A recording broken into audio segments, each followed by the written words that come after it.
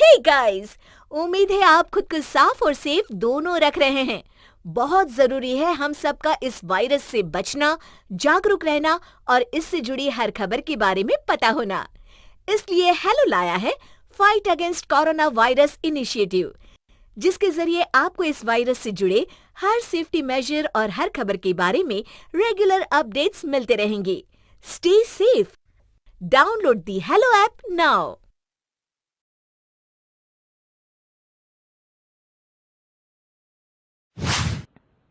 लक्ष्मी का अपने घर में पूरा दबदबा था।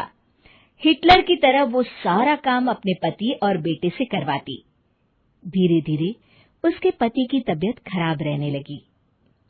सुनो जी, अब आप बुजुर्ग हो गए हो, काम में भी अब हाथ आपके फुर्ती से नहीं चलते। अरे भाग्यवान, भगवान से डर। तुझसे मैंने शादी अपने इकलौते बेटे के अच्छे पालन पोषण के लिए की थी, लेकिन तूने तो उसका बेड़ा गर्क कर दिया। मैंने क्या किया? पढ़ाया लिखाया, अब नौकरी नहीं लग रही तो मैं कैसे जिम्मेदार हो गई? अब घर में बैठकर रोटी तोड़ रहा था तो मैंने कहा काम ही कर ले। एक तो भला करो और ऊपर से बातें सुनो। तभी सारंग वहां आ जाता है।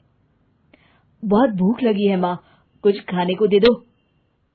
अब तुम्हारे पापा का हाथ तो चल नहीं रहा है। मैं ही जा रही हूँ आज किचन में, बनाती हूँ कुछ। हे भगवान, कैसे होगा इतना काम मुझसे? लक्ष्मी किचन में काम कर रही होती है कि तभी अचानक उसे आइडिया आता है।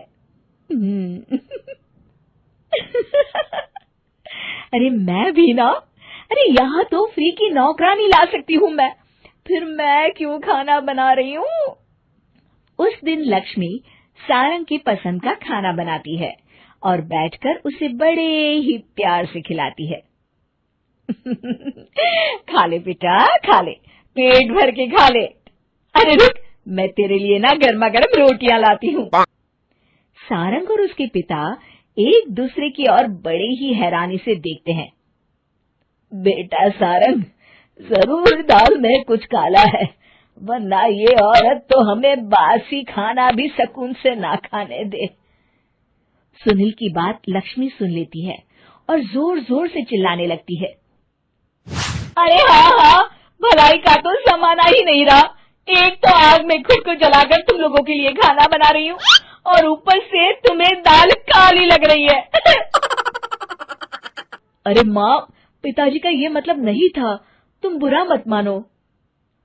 अरे हाँ बेटा, तू कहता है तो मान लेती हूँ। लक्ष्मी सारंग के पास बड़े ही प्यार से बैठ जाती है और फिर कहती है, बेटा मैंने ना तेरी शादी करने की सोच ली है। अब तेरे पिताजी के हाथ भी नहीं चलते, तो सोच रही हूँ तेरे लिए बीवी ले आऊं। अब पता नहीं ना मैं भी कब मर जाऊं। अब ऐसे भाग्य भी कहाँ है हमारे। क्या कहा? अरे हाँ, तुम तो चाहते ही हो कि मैं मर जाऊं, लेकिन मैं अपनी प्यारी बहू का चेहरा देखे बिना नहीं मरूंगी। हाँ माँ, शादी तो मैं कर लूं, लेकिन मैं नौकरी नहीं करता, फिर कोई क्यों देगा मुझे अपनी बेटी? अरे क्यों नहीं देगा बेटी? इतना बड़ा घर, खेल खलियान है, किस चीज की कमी है हमारे पास? जो आएगी राज करेगी, राज।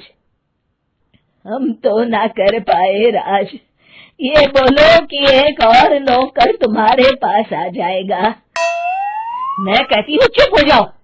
अरे खुद के घर का खाना बनाएगी तो क्या नौकरानी हो जाएगी? अब तुमसे तो किचन का काम होता नहीं, तो कोई तो करेगा ना। ठीक है माँ, तुम जैसा सही समझो बस। अब मेरी एक शर्त है, लड़की जो भी हो वो दिखने में कैसी भी हो या कहीं की भी हो, बस पढ़ी लिखी होनी चाहिए। अरे हाँ, ला देंगे पढ़ी लिखी बेटा, मैंने कौन सा काम करवाना है उससे। हाँ। और फिर एक दिन पास के गांव की ही रति से सारंग की शादी हो जाती है। रति दिखने में बहुत ही सुंदर थी, साथ ही साथ काफी पढ़ी लिखी थी। रति को लक्ष्मी के सौतेले होने की बात पता नहीं थी। शुरू शुरू में जब रति ने सारंग को घर का काम करते देखा तो हैरान रह गई। अरे, ये तो अच्छी बात है कि आप घर का काम करते हैं, लेकिन मैं तो घर में ही हूं ना, आप क्यों कर रहे हैं जी? जाइए, आप नौकरी के लिए अप्लाई कीजिए ना। तभी लक्ष्मी वहां आ जाती है। अरे रति बहू, करने दे उसे काम। और हाँ, मेरे घर के कुछ नियम है, कायदे हैं, यहाँ बीच में ना ही बोलो तो तुम्हारे लिए अच्छा होगा। रति को लक्ष्मी की बात कुछ अजीब सी लगती है।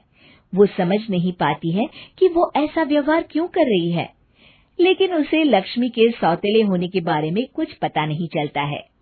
फिर एक दिन तो हद ही हो जाती है।